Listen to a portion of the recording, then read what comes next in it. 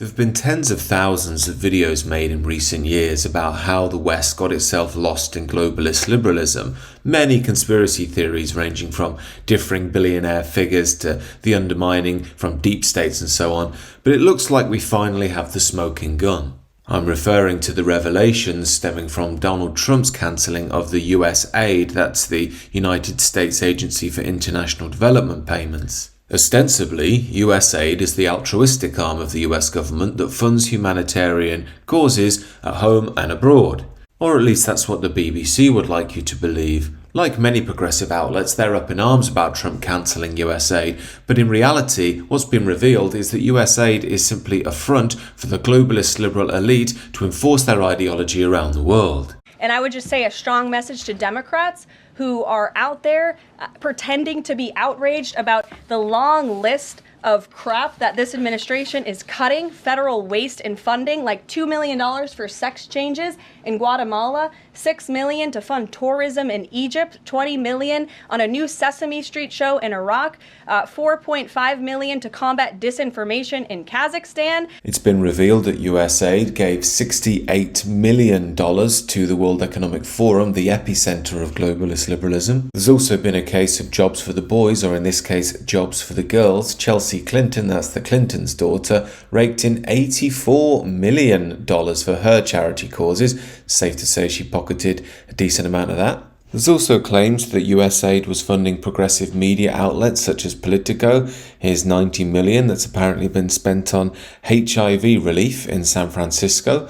On top of this, USAID has also been apparently promoting gender equality in computer games. And this didn't just start yesterday either. Here's Callum, who used to be on the Lotus Eaters in Afghanistan, finding something interesting. What else don't they want in Afghanistan?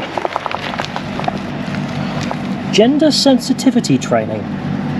USAID Afghans Value Chains Livestock Gender and Youth Team. Oh no.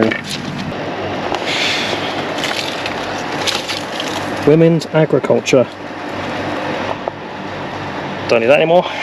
Now, there are plenty more examples I could give, but perhaps the most interesting one is the BBC has received funding from USAID as well. And the BBC have released a statement claiming that this money only goes to their charity. It's completely separate from BBC News, so nothing to see here. We need to go and save the children. Now, call me a cynic, but I think we all know that the BBC, charities or not, wouldn't be getting that funding if it didn't have a globalist liberal line on pretty much everything. I mean, just look at the image they use when they're covering the USAID story. I used to work in media, and believe me, these images are not picked by accident. They know exactly what they're doing here. Obviously, they've chosen a picture of a child from a diverse background to imply that Trump is a cruel, heartless maniac who's taking money away from needy kids. The BBC is an absolute treasure trove for anybody interested not just in looking at the news, but actually reading how the media manufactures narratives. Case in point is this story from the BBC on Elon Musk. Here's the opening paragraph. Reddit has temporarily banned one of its communities and removed another after ex-owner Elon Musk claimed comments made by the site's users about his employees were breaking the law. Now, the implication is that Donald Trump and Elon Musk are forming a tyrannical government that just crushes innocent communities just having fun. Yet the plot thickens. The subreddit's called White People Twitter, which invites people to share funny posts from X about white people,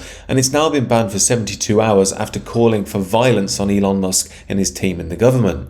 Yet when you read what White People Twitter users have been saying, they're stating they're going to find out where Elon Musk and his colleagues live, they're going to kill them all, they're going to storm the government, and so on and so on. Now, do you think the BBC would be quite so charitable if some radical right-wing users on Reddit were saying they're going to kill members of the government, that they know where they live, that they deserve a bullet between the eyes? I think we all know if that happened, the BBC types would be wetting the bed, sounding the alarm 24/7, and any users saying such things would be in jail by now. It's also telling the BBC describe White People Twitter, a subreddit for people who hate white people, typically invites people to share funny posts from X. Now, personally, I don't care if people want to go online and vent about how they hate white people, but what bugs me is the BBC would never describe a subreddit called Black People Twitter or Asian People Twitter in these terms. Yet the core point of this video is to show that we've got a smoking gun as to how globalist liberal power really works. It's essentially soft power. We will fund you and give you lots of money and support if you hold to the correct liberal line. I think the most sense I've heard in all of this has come from ex-Kenyan President Kenyatta. Trump has removed money. He said he's not giving us any more money. Watu wanalia. Why are you crying? It's not your government, it's not your country.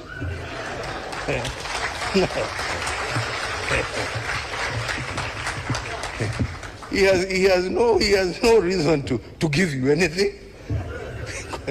I mean, you don't pay taxes in America. He is appealing to his people. Shauri yenu bana.